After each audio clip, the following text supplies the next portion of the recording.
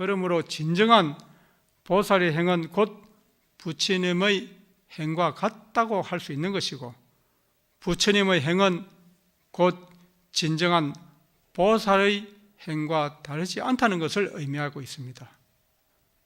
이 세간으로 세간을 구제하고 세간을 제도하려는 원력과 목적에서 보살행이 비롯되고 실현이 됩니다. 그래서 이 세간으로 향하는 실질적인 10가지 행을 통해서 세간에서 법계를 경험하고 구현하게 되는 것입니다.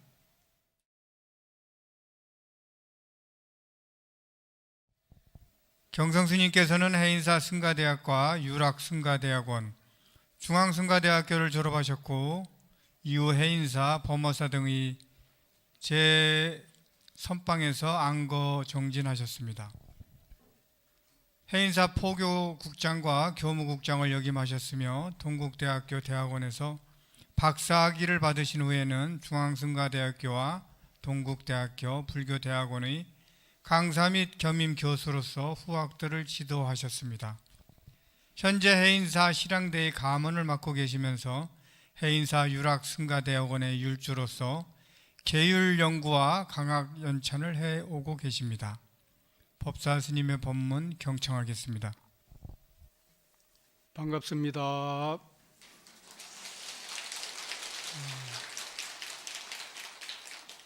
통도사 일주문 양쪽 기둥의 주변에는 불지종찰 국지대찰이라고 쓰여져 있습니다. 한국 불교의 큰 집이며 어떠민 사찰이자 우리나라를 대표하고 있는 국가적인 사찰이라는 그런 뜻이기도 한 것입니다. 그것은 단순하게 규모가 큰 것만을 기리기 위한 것이 아니라 대단하고 대표적인 사찰이기에 대찰인 것입니다.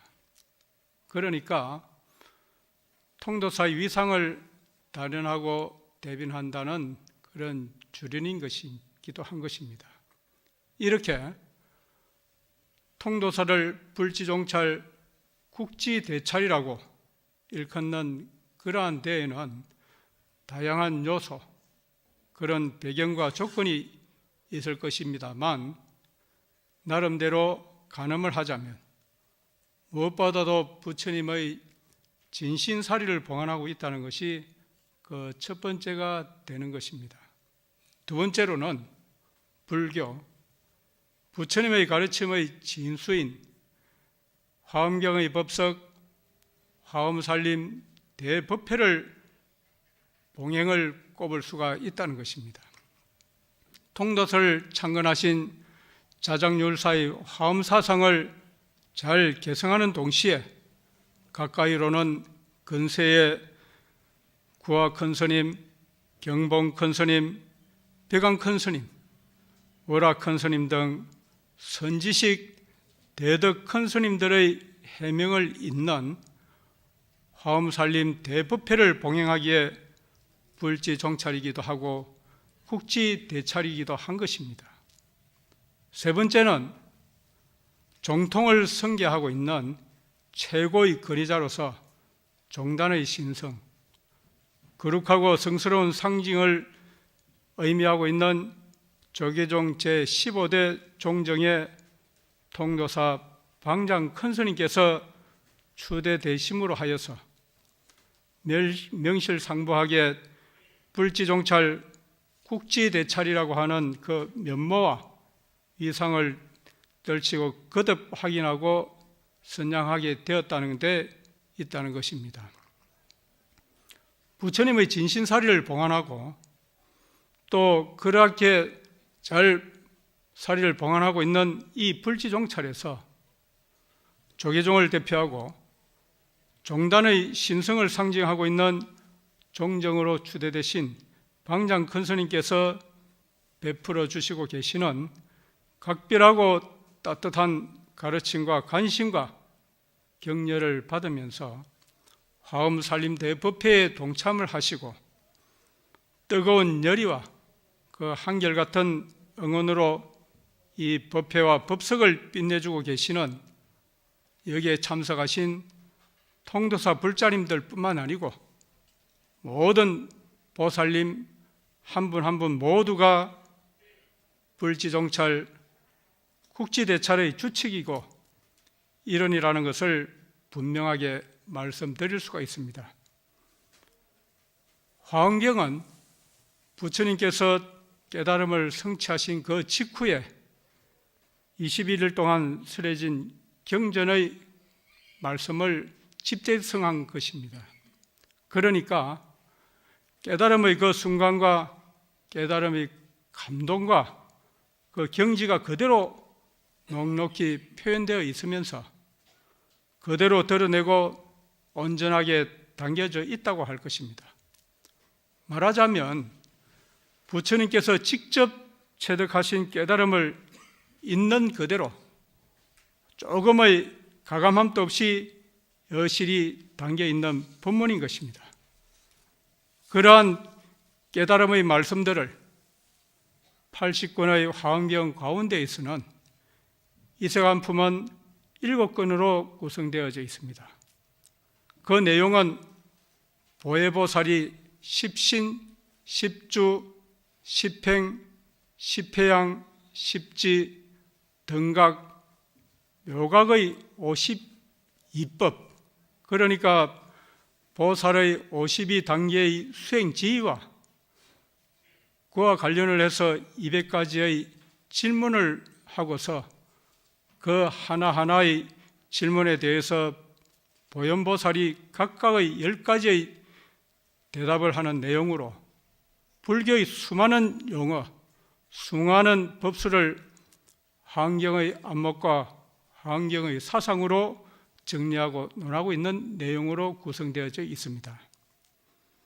먼저 이렇게 52개의를 구체적으로 세분을 해서 200가지로 질문을 하고서 그 질문에 대해서 다시 세세하고 촘촘하게 2000가지로 답변을 하는 그 이유와 그 목적은 낱낱이 세밀하게 정리를 하고 설명을 해서 우리들의 이해를 돕고 수행을 독려하기 위한 그 하나의 오롯한 일념에서 비롯된 것입니다. 먼저 그러면 이 세간에 대해서 정리를 하자면 이 세간이라는 단어는 다소 생소할 것입니다만 이 세간과 비슷한 출세간이라는 말은 보다 익숙하게 들어보았을 것입니다. 세간과 출세간으로 구분을 한다면 세간은 우리들이 살아가는 이 세상 사람들, 세속의 사람들이 살아가는 공간인 것이고 출세간이란 출간 수행자들, 비구, 비구니 스님들의 세상을 가리키기도 하는 것입니다. 그렇지만 뚜렷하고 보다 확실하게 세간과 출세간을 분리할 수는 없습니다. 만약 세간과 출세간을 명확하게 구분하고 분리를 한다면 그렇다면 지금 현재 통도사의 화엄살림 법회 도량은 세간과 출세간에서 어디에 속하는 영역이라고 판단할 것인가? 만약 세간에 속한다고 간주하면은 불지종찰 국지대찰이라고 하는 일주문의 주련의 의미를 벗어나게 되는 것이고 당연히 출세간의 영역이라고 한다면은 불자님과 보살님들은 배제되어야 한다는 것입니다. 그래서 이세간이라는 것입니다. 세간과 출세간을 구별하거나 세간과 출세간을 분리하지 않는 것이 바로 이세간이라는 것이고 세간에서도 이세간을 하고 출세간에서도 이세간 하는 것은 물론입니다만 세간과 출세간이 바로 이세간을 위해서 서로 왕래하고 서로 융합하고 통합하는 것, 그것이 바로 이 세간의 원칙이기도 하고 이념인 것이 되는 것입니다. 그래서 이 세간적인 관점에서 세간과 출세간이라고 하는 그 구분과 구별이 무의미하고 이해할 수 없는 일이기도 한 것입니다. 이 세간적인 관점에서는 세간과 출세간이라고 하는 구분과 구별이 무의미하고 이해할 수 없는 일이기도 한 것입니다. 그 예로서 지리산을 예를 든다면 남원과 산청과 함양 그리고 구례 가운데에서 어느 곳에서 출발을 한다고 할지라도 결국 지리산에 들어가고 지리산에 올라가는 이치와 동일하다는 것입니다. 지리산의 입장에서는 남원에서 시작을 하든지 산청에서 출발하든지 얼마 전 만행결사 삼보사찰 천리 순례 일행 대중들이 넘어온 구례에서 출발을 하든 결국은 지리산에 들어오는 것이고 지리산을 올라가는 것이 된다는 것입니다. 유럽의 알프스산도 마찬가지입니다. 프랑스와 독일과 오스트리아의 그 서에서 어느 나라에 시작하든지 알프스산에 올라간다는 것은 똑같은 것입니다. 이 유럽의 이 각 나라에서는 알프스산은 곧 우리의 산이라고 다 이야기를 합니다만 산은 가만히 있는데 사람들이 각각 지역과 국가를 구분하고 분리를 해서 구례 쪽 지리산이니 산청 방면의 지리산이니 혹은 스위스의 알프스산, 독일의 알프스산, 오스트리아의 알프스산으로 나누는 것이고 그렇게 아무리 나누고 쪼갠다고 할지라도 결국에는 지리산과 알프스산을 벗어날 수 없다는 것입니다. 결국 이 말씀은 세간과 출세간을 이 세간에서 합일이 된다는 것입니다. 융합인 것이죠. 세간과 출세간이 별개가 아니라는 그런 말씀이라는 겁니다. 다른 세상이나 다른 차원의 공간이 아닌 것이죠. 세간이 곧 출세간이라는 겁니다. 세간이 있기에 출세간이 있는 것이고 또 세간이 없다면 출세간도 없을 수밖에 없다는 것입니다. 그래서 우리들이 살아가는 이 세간에서 출세간을 구현하고 출세간에서 또한 세간을 구현한다는 것입니다. 그것이 곧바로 이 세간의 가르침에 넉넉히 들어있는 말씀이라는 것입니다. 세간에서도 이 세간 해야 하는 것이고 마찬가지로 출세간에서도 이 세간 해야 한다는 것입니다. 세간과 출세간을 엄격하게 구분하고 나누는 것 이 자체가 중생들의 견해에서 생겨난 것이고 보살의 관점에서는 보살의 차원과 보살의 수준에서는 세간과 출세간이 모두가 이 세간 해야 하는 도량이고 그 영역이고 공간이라는 것입니다. 그래서 모두가 세간 출세간 할 것 없이 보살의 그 관점에서는 모두에게 보살행, 자비행, 이타행을 실현할 수 있는 올고전 수행 도량이라는 것을 의미한다는 겁니다. 죄를 모실 때에 어떻게 우리가 본다면 영가를 봉송하고 있는 봉송에서의 봉은 받들어 모신다는 뜻이고 송은 성별을 말하는 것입니다. 그러니까 봉송이란 시식의 마지막 절차로 극락으로 이제 떠나시는 영가님들을 받들고 공경하면서 보내드리는 연불이기도 한 것입니다. 이런 봉송연불에서 처세간 여허공 이 세간에 머물면서 허공처럼 살아가자라는 그 구절이 처세간 여공 그 속에 들어 있습니다. 허공처럼 이 세상을 살아가는 것, 그것이 이 세간의 원칙이고 이 세간의 이념이기도 하다는 것입니다. 허공과 같은 넓은 마음으로 이 세간에서 살아온 것이 그동안 살아오셨던 영가님의 일상이었다고 한다면 이제 마지막에는 그런 마음과 그러한 자세에 의해서 극락에 왕생하게 되셨다는 것이고, 그러한 영가님의 삶을 본보기로 자손들도 역시 처세간 여공할 것이니 아무 염려도 아무 걱정도 근심도 하시지 말라는 그런 말씀이 곧 처세간 여공이라는 것이 됩니다. 이 말씀이 곧 허공처럼 머물고 허공처럼 살아간다는 것은 비울 것은 비우고 채울 것은 채우라는 것입니다. 법정스님께서 강조하셨던 텅 빈 충만이기도 한 것이고 진공묘유이기도 한 것입니다. 참으로 비웠다면 훌륭하고 아름답게 채워진 것이라고 할 수 있는 것입니다. 비었지만 가득 찬 것이고 진공묘유인 것이고 텅 빈 충만이라는 것입니다.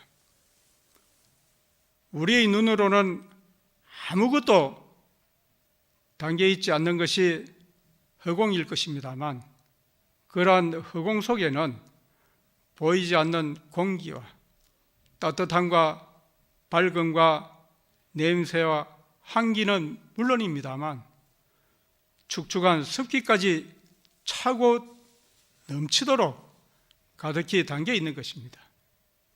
그것뿐만 아닙니다.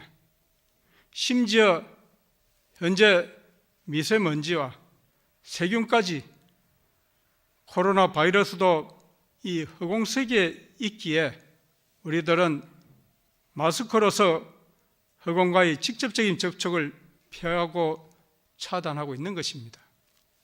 허공에 바이러스가 없다면 결코 마스크를 착용할 이유도 마스크를 착용할 필요도 없다는 것입니다. 미세먼지와 세균과 바이러스가 결국은 허공이 만들어낸 것이 아니라 우리 중생들이 만들어내고 자초한 것이기 때문인 것입니다. 허공처럼 비울 것은 이제 무엇이겠습니까? 욕심과 애착과 집착과 삼독심,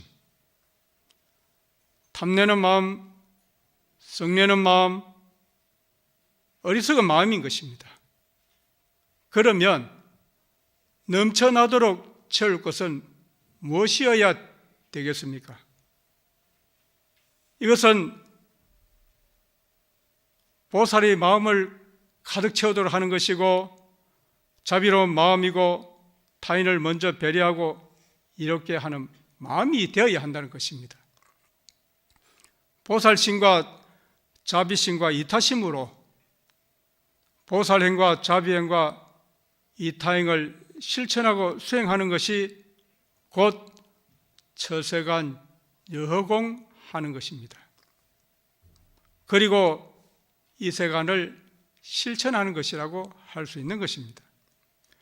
세간과 출세간을 가리지 아니하고 세간에서든 출세간에서든 언제 어디에서나 지금 여기에서 보살행과 자비행과 이타행의 진력을 한다면 허공처럼 세상을 살아가는 것이고 곧 스스로 이 세간을 실천하는 것이 되는 것입니다.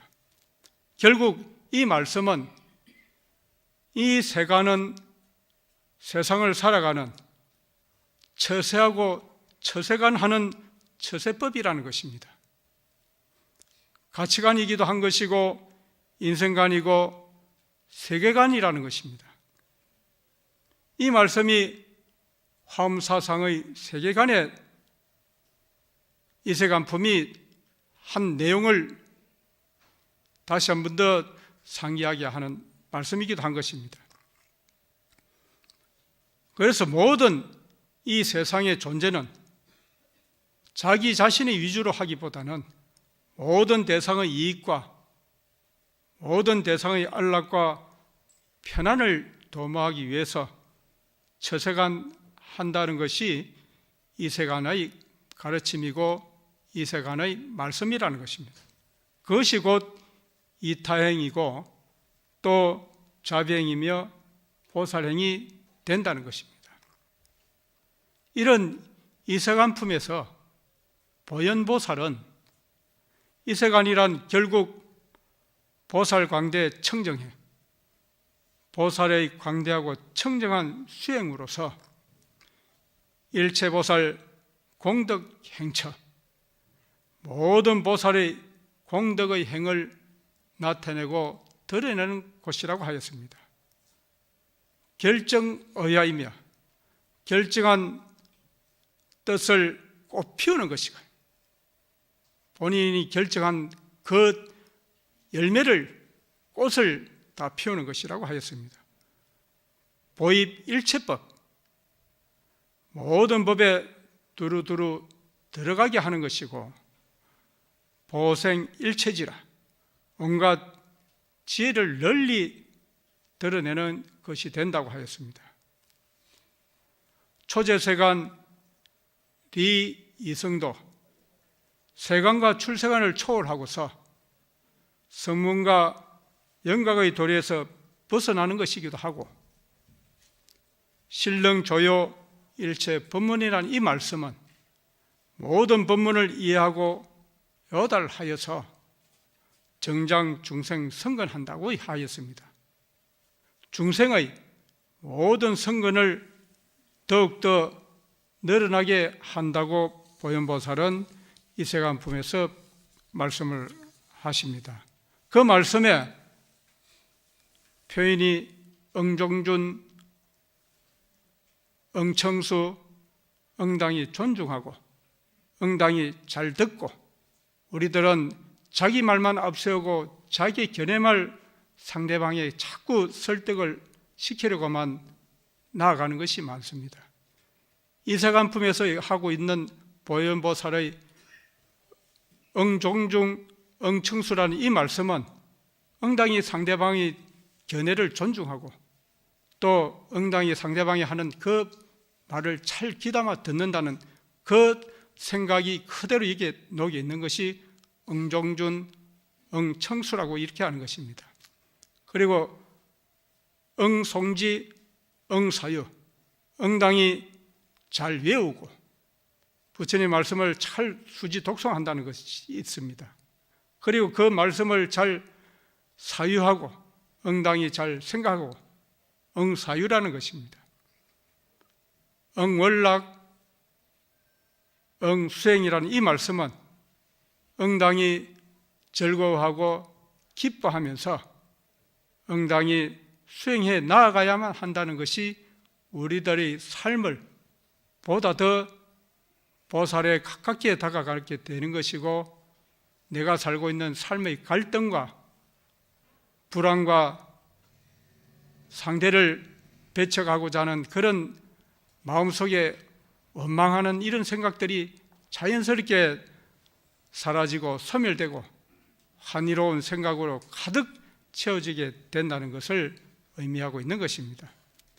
이러한 이세간품을 구성하고 있는 200가지의 질문과 그 2000가지의 답변, 이 문답의 실질적인 요지와 핵심은 바로 세간적인 것들, 세속적인 마음과 세속적인 생각과 그 의식과 행동과 그러한 사항, 그러한 견해 등에서 멀리하고 벗어나게 한다는 답변으로 문답이 구성되어져 있습니다. 세간을 떠난다거나 세간을 이 세상을 벗어난다거나 멀리하라는 것이 결코 아니라는 것입니다. 이 세간, 이 세상 속에서 살아가면서 세속적이고 또한 물력적이고 이기적이고 탐욕적인 그러한 기준과 그러한 가치에서 벗어나서 그러한 가치관을 여의는 것이 바로 이 세간에 가르치고 있는 말씀이라는 것입니다. 세간에서 최고로 추구하는 그 가치관을 초월하고 초연한 삶을 살아가고자 하는 것에 그 분명한 뜻이 들어있다는 겁니다. 세간에 우리들이 묻혀서 살고 있으면서 세간적인 가치만을 여의고 벗어나기에 이 세간 한다는 것이고 세상의 가치를 추구하지 아니하고 초연하게 세간을 살아가는 현자와 성현의 존재가 바로 이 세간을 올곧게 실천하는 사람이고 이 세간을 정득한 사람이 된다는 것입니다. 그러면 이 세간을 그런 정도로만 생각하고 그런 생각으로만 살아간다고 할 것 같으면 세상의 모두가 나를 기만하고 나를 속이고 나를 이렇게 억울한 상황에 내몰게 되는 것도 그것 또한 어떻게 내가 이 세간 한다는 것으로 받아들여야 합니까? 이런 생각을 할 수가 있습니다만 그것은 이 세간적인 관점에서는 그런 문제는 자연스럽게 문제가 되지 않는 형태로 정리가 되고 또 그러한 상황이 자연스럽게 소멸이 되어진다는 것을 분명하게 확신을 드려서 말씀을 제가 여러분들에게 이 세간 품에 있는 말씀을 곧 여러분들의 삶에 그대로 적용해서 살아가시게 된다면 억울할 일이 없고 또 괘씸한 일이 없고 선한 일이 반드시 없어진다는 것을 명약관하게 확신을 드리면서 말씀을 드립니다. 그래서 이 세간품은 세상을 살아가고 세상과 부딪히고 이 세속적이고 세간적인 모든 요소들을 벗어버리고 멀리하고 또 그렇게 하고자 하는 구체적이고 실질적인 방법, 그 방편을 총망라하고 있는 그런 내용으로 구성되어져 있습니다. 그렇게 세간적이고 세속적인 요소와 세속적인 조항들을 멀리 버리고 또 벗어나서 비로소 법계에 들어갈 수 있는 자격과 조건을 갖추게 되기 때문인 것입니다. 그러기 위해서는 그보다도 먼저 세상에 출현하신 부처님과 부처님의 가르침을 의지하고 또 수순하는 필수적인 전제 조건이 되기 때문인 것이기도 한 것입니다. 그래서 이 말씀은 열의 출현품에서 이세간품으로 또 이세간품에서 입법계품의 순수로 연결되는 것도 또한 이것을 의미하고 이것을 가리키고 있는 것입니다. 이러한 이세간품의 특징을 정리하여서 말씀을 드리자면 첫째는 수행의 원인과 수행의 결과가 명확하게 드러나 있다는 것입니다. 경전과 율전을 해설하고 정리한 것을 논설라고 하고 논설을 저술한 스님을 논사라고 합니다. 초기 불교 인도에서는 화엄경 가운데서 한 품을 정리하고 논술해서 독립적인 별행본을 간행하였습니다. 이세간품 역시 그 간행한 가운데에서 도세경이라고 하는 경전으로 유행이 되었습니다. 도세경, 이 도세경, 세간을 제도하는 세상의 사람들을 구제하고 세상의 사람들을 제도하는 경전이 도세경이라는 것입니다. 그러니까 이 세간품에서 수행의 원인과 수행의 결과는 모두 세간을 제도한다는 그 방침이 되는 것을 의미하는 것입니다. 세간을 제도하기 위해서 이 세간에, 이 세상에 머물고 세상에 처하고 있는 것이고 곧 이 세간 하기 위해서 세간에 머물며 세간에 처한다는 것입니다. 그래서 이 세간 하기 위해서 세간에 머문다는 것을 업력수생이라고 이야기하지만 그것은 업력수생이 아닙니다. 원력수생이라는 것입니다. 과거 전생에 짓고 과거 전생에 쌓은 업력으로 떠밀려서 그저 이 사바세계에 태어난 것이 아니라는 것입니다. 반드시 이 세간 하려고 하는 자발적이고 능동적인 원력에 의해서 이 사바세계에 태어났다는 그 의미가 된다는 것입니다. 내가 이러한 우리들 스스로가 보살을 행을 실천하고 자비심, 보살심, 이타적인 마음 이런 생각들을 꾸준히 실행에 옮겨 나아가게 될 것 같으면 나는 무엇이 이렇게 업장이 두터워서 이렇게 하는 일마다 안 풀리고 힘든가 하는 이런 한탄만 하게 되는 것이 아니라 참으로 나는 이 세상에 이러한 뜻깊은 일을 하기 위해서 이 세상에 내가 몸을 빌려서 태어났구나 이런 생각을 하게 되면서 스스로가 업력수생을 벗어나서 원력수생의 자기 자신을 다시 한 번 더 확인하게 된다는 것이 이 화엄살림 법회의 도량에 참석하신 여기에 계신 모든 불자님들의 가슴 깊이 각인하셔야 될 그런 소중한 말씀이라는 것입니다.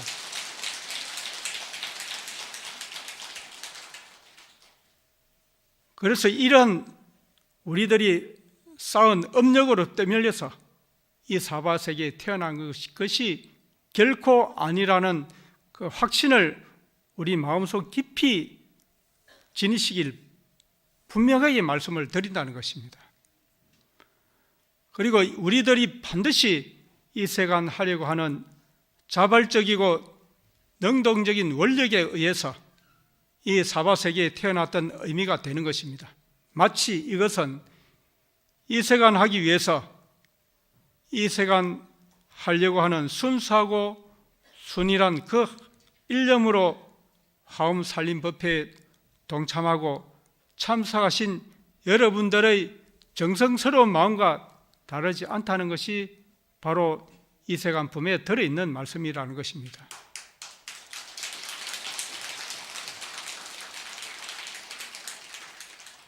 그 두 번째는 질문과 대답이 명료하다는 것입니다. 이해를 쉽게 하고 있다는 것이 200종류의 질문을 보혜보살이 제기하고 보현보살이 2000가지의 각각의 질문에 대해서 단계적으로 대답을 하고 답변을 해서 결과적으로 200개의 질문과 2000가지의 대답으로 구성되어져 있습니다. 먼저 말씀드렸던 십신, 십주, 십행, 십회양, 십지, 등각, 묘각이라고 이렇게 말씀드렸던 처음 200가지의 답변은 십신의 실천과 실행에 관한 설명을 하였던 것이고 그 다음의 200가지 답변은 십조의 수행에 관련된 내용으로 답변을 한 것이고 다음 300가지의 답변은 십행의 실천과 실행을 설명하고 있는 내용으로 되어져 있습니다. 그 다음에 290가지의 답변은 십회양의 수행에 대해서 정리한 것을 의미하고 있습니다. 다음에 500가지의 답변은 십지의 수행에 관한 설명이고 마지막 510가지의 답변은 인과, 인이 원만하고 과가 만족한 것, 등각과 묘각의 지위를 설명을 해서 보살의 수행 차제와 그 수행 계기가 되는 52일을 포섭한 보살의 실제적인 수행이고 보살의 실천행을 통괄하고 있는 내용이라는 것입니다. 그리고 이 세 번째 특징은 오염된 사바세계에서 청정한 열반으로 나아가는 수행 방법을 설명을 하면서 불교 수행의 양상이 잘 드러나 있다는 점을 꼽을 수가 있습니다.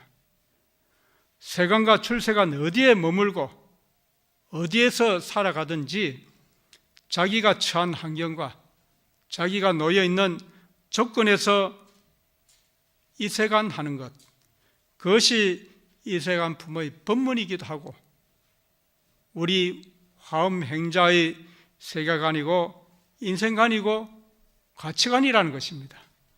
여기 이 화엄살림 법회의 이 도량에 모두 함께 하고 계신 모든 불자님, 모든 분들이 바로 화엄행자라는 것입니다. 화엄의 수행자라는 것입니다. 그래서 이 세간품의 법문이기도 하고 또 이 세상에서 처해 있는 인정이고 인생관이란 어떻게 살아가야 할 것인가에 대해서 판단하는 것이 바로 이 세간이라는 것입니다. 가치관은 삶의 의미와 삶의 방향에 대한 견해를 가리키기도 하는 것입니다. 세상을 어떤 막연하게 가민한다. 어떻게 내가 잘 참고 견디고 인내해야만 하는 그 업보로 태어나는 것이 아니라는 것입니다. 도세, 사바인 세간을 제도하고 세상 세자 건널 도자 세상을 구제한다는 것입니다. 세간을 제도하고 보살행을 실천하고 수행하려고 하는 그 일념과 원력으로 왔다는 것, 그것이 이 세간의 세계관이 된다는 것입니다. 이런 이 세간품의 세계관에서는 세간과 출세간을 구분하지 아니하고 오직 이 세간으로만 판단을 하고 있습니다. 오염된 사바라는 것은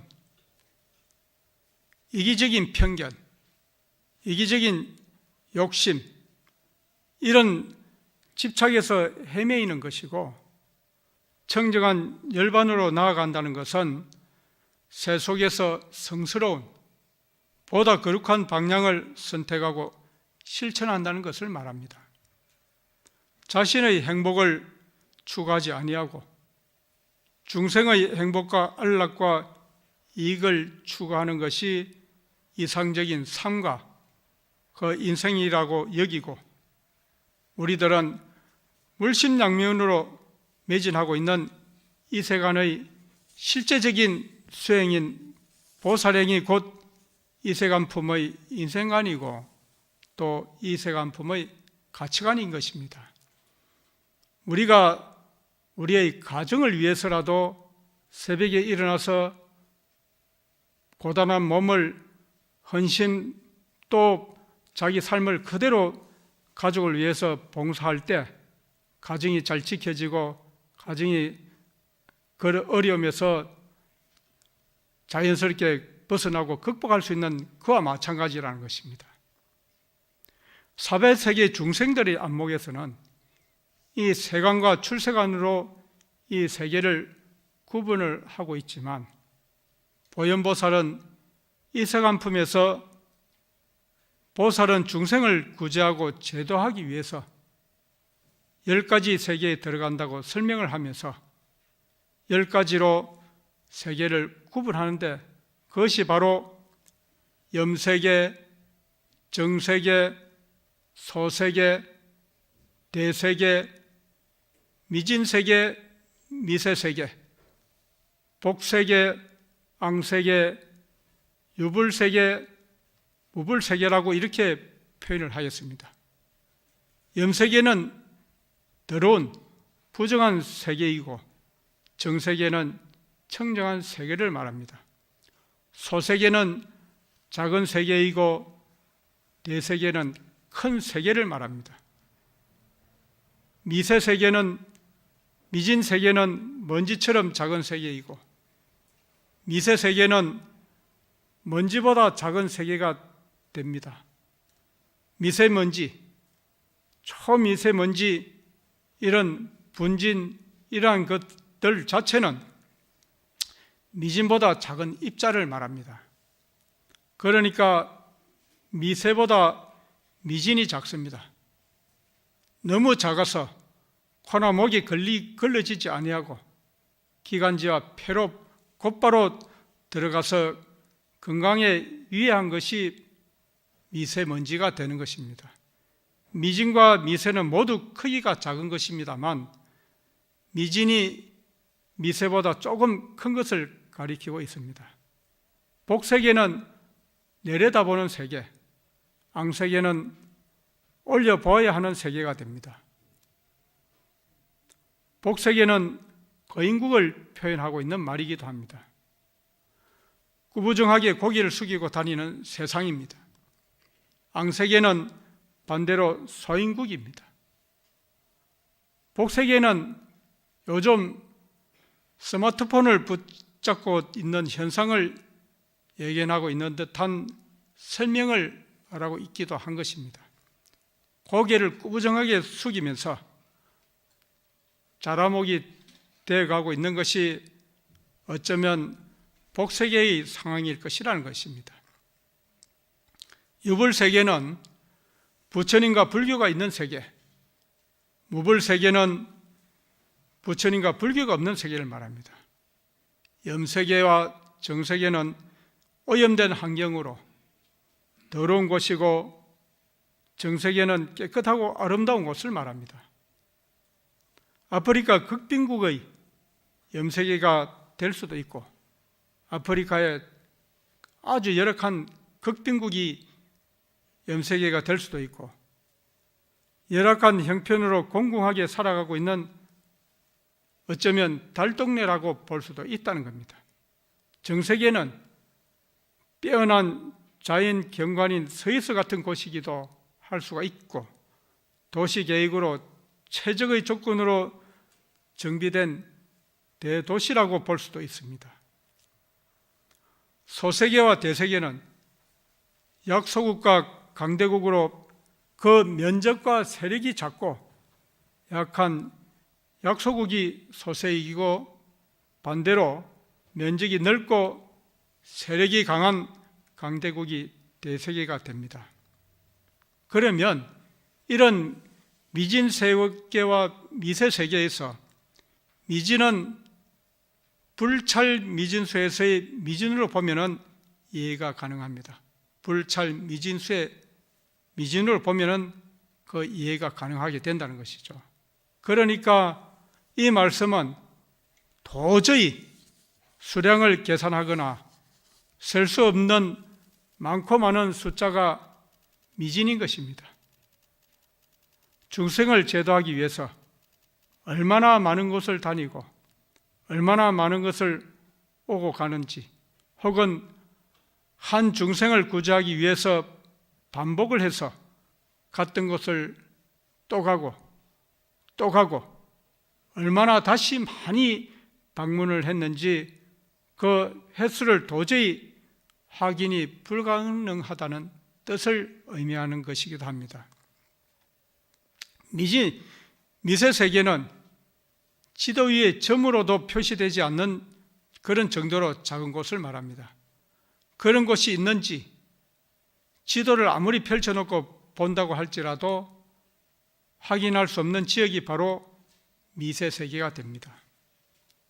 지도상으로 확인되지 않는 외진 곳, 접근하기 힘든 골짜기, 그 골짜기 구석구석마다 어느 한 지역도 빠뜨리지 않고 중생이 있는 곳이라고 한다면 그러한 중생들을 위해서 기꺼이 다가가는 것을 의미하는 것을 말하고 있습니다. 미진 세계는 중생을 제도한 곳과 방문한 횟수가 미진수라는 뜻이고, 미세 세계는 아주 작은 골짜기, 구석지고 외진 곳이라는 뜻을 의미하고 있다는 것입니다. 이러한 곳을 왜 말씀을 드리느냐 하면은 우리가 이 세간을 하면서 이 세상에 살아가면서 어렵고 힘든 사람들의 삶과 그런 불행과 온갖 질병들을 이 세간 하는 마음으로 그이들을 보살의 마음으로 품어안고 제도하는데 한 지역도 빠뜨리지 않는다는 그 의미를 두고 있다는 것을 말하고 있는 것입니다. 이러한 복세계와 앙세계는 키가 크거나 혹은 작은 사람들이 사는 곳을 뜻하고 있습니다. 유불세계, 무불세계는 부처님과 불교가 있는 세계, 없는 세계를 말하지 않습니까?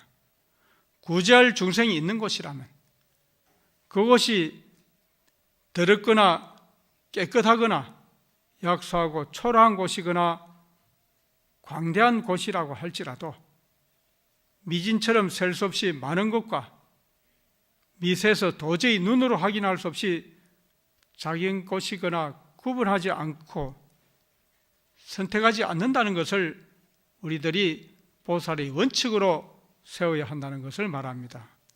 그래서 염세계, 정세계는 환경적인 조건을 차별하지 않는다는 것이고, 소세계, 대세계는 면적에 대해서 묻지도 따지지도 않는다는 것을 말합니다. 그래서 키가 큰 사람들이 많은 복세계만을 상대한다든지 키가 작은 사람들이 많은 앙세계만을 우선하지도 않는 것은 물론입니다만 부처님과 불교가 있고 없고까지 아무런 편견과 아무런 차별을 두지 않는 것이 중생을 제도하기 위해서 출세관으로, 또 출세관에서 세관으로 이세관 하는 것에서 출발하고 비롯되는 것이라고 할 수 있는 것입니다. 지금 이 세상에서 출세관으로 각자의 가정과 각자의 직장에서 통도사 하음 살림으로 여기에 이르러서 동참한 그 자체가 이 세간의 실천이기도 한 것입니다. 동시에 장차 10가지 종류의 세계를 드나들면서 곳곳의 중생들을 제도하고 구제할 보살로서의 여러분들께서는 향상 일로에서 그 출발선상에 서서 있는 것임을 분명히 여러분들이 이 자리에서 확인할 수가 있다는 것을 말씀드리고 있는 것입니다. 그리고 마지막으로 이 사관품에서는 보살의 행에 대해서 어떻게 정의를 내리고 있는지 살펴보면 이 세간 한다는 것은 결국은 세간을 제도하고 중생을 구제하는 보살의 노력과 수행을 말하는 것입니다.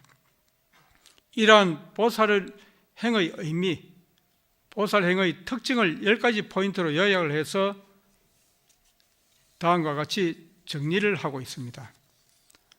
보살의 10가지 행은 일체 중생행, 일체 구법행, 일체 성건행, 일체 삼행, 일체 지행, 일체 수습행, 일체 불찰행, 일체 선우행, 일체 열행, 일체 신통행, 이런 등으로 구성되어져 있습니다.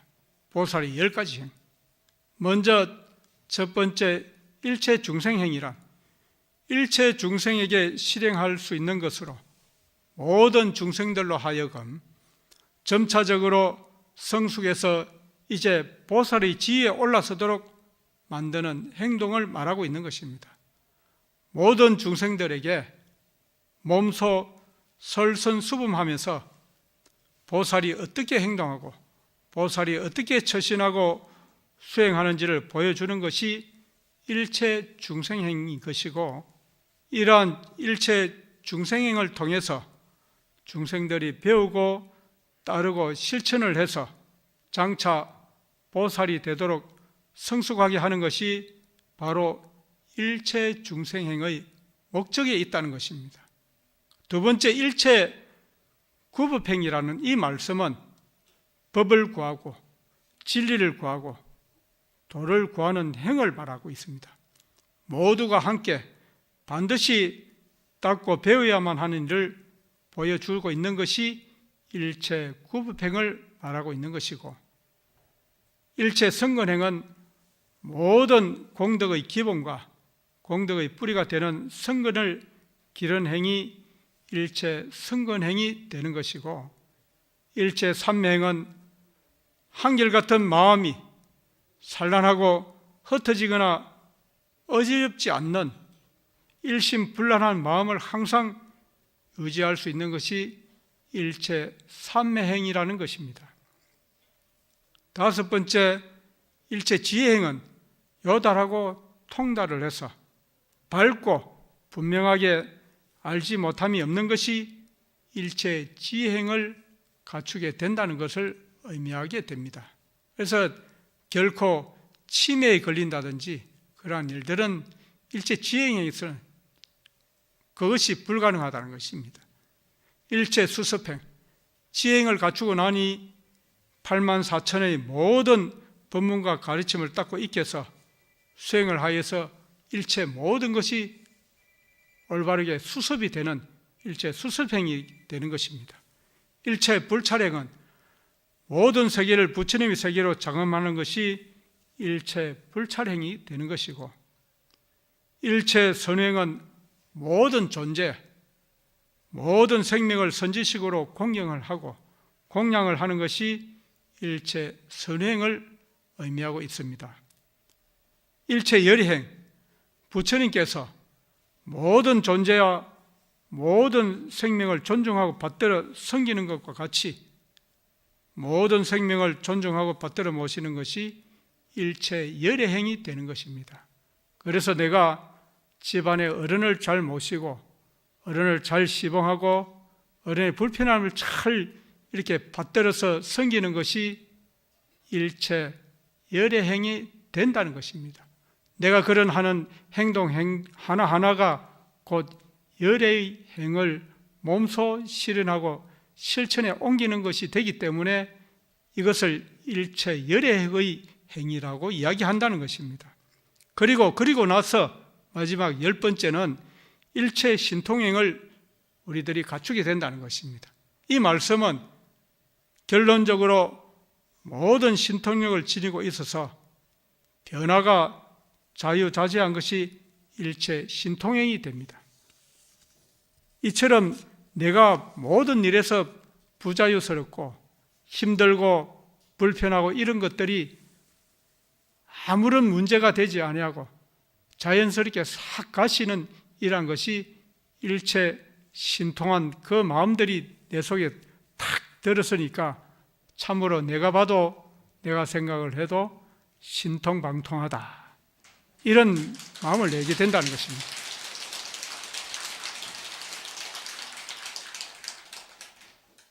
이와 같이 이 세간을 실천하는 보살의 10가지 행은 매우 수성을 해서 그대로가 부처님과 같다고 해도 과언이 아닐 것입니다. 그러므로 진정한 보살의 행은 곧 부처님의 행과 같다고 할 수 있는 것이고, 부처님의 행은 곧 진정한 보살의 행과 다르지 않다는 것을 의미하고 있습니다. 이 세간으로 세간을 구제하고 세간을 제도하려는 원력과 목적에서 보살행이 비롯되고 실현이 됩니다. 그래서 이 세간으로 향하는 실질적인 10가지 행을 통해서 세간에서 법계를 경험하고 구현하게 되는 것입니다. 이제 화엄살림 대법회의 화엄행자 불자님들과 보살님들의 성근 공덕과 원력으로 모든 가정과 여러분들의 일터에서 이 세간이 자연스럽게 펼쳐지시고 일체의 여러분들께서 하고자 하시는 소원과 그러한 발언이 여의원만 성취되시기를 기원하면서 본문을 마치겠습니다. 승부하십시오.